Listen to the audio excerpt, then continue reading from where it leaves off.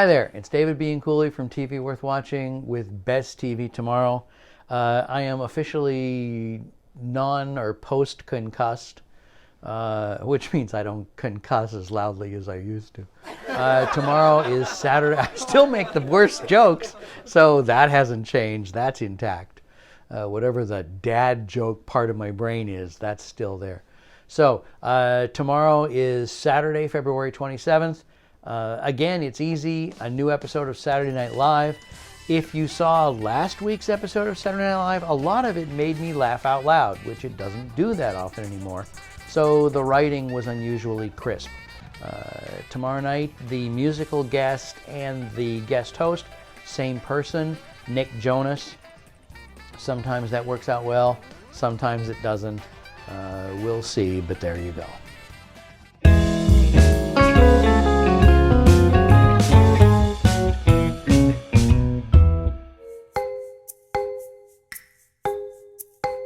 SNL has been functioning, I believe, in pretty much exactly the same way since 1975.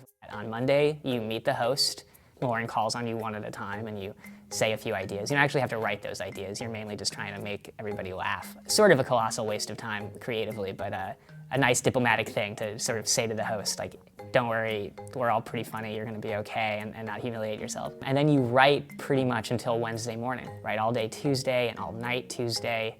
And at Wednesday, there's a big table read where the cast and the host read all of the pieces out loud. Sometimes the list would be like 50 sketches. It takes like 4 or 5 hours, this read through. The producers, Lauren and the host and the head writers, they go back into a room and they pick like the 10 or 12 best ones, the ones that made everybody laugh the most. It's pretty meritocratic. I mean, if something works, it's in, definitely, all the time. And it doesn't matter if it was written by a first-year writer whose name people are forgetting, the sketch goes into the pile. Thursday, you rewrite these sketches as a group, trying to punch them up and improve them. And Friday and Saturday, you're rehearsing and building sets and building props and designing costumes. And then at 8 p.m. on Saturday, there's a full dress rehearsal. It's 2 hours long. Lauren watches the sketches on a little monitor.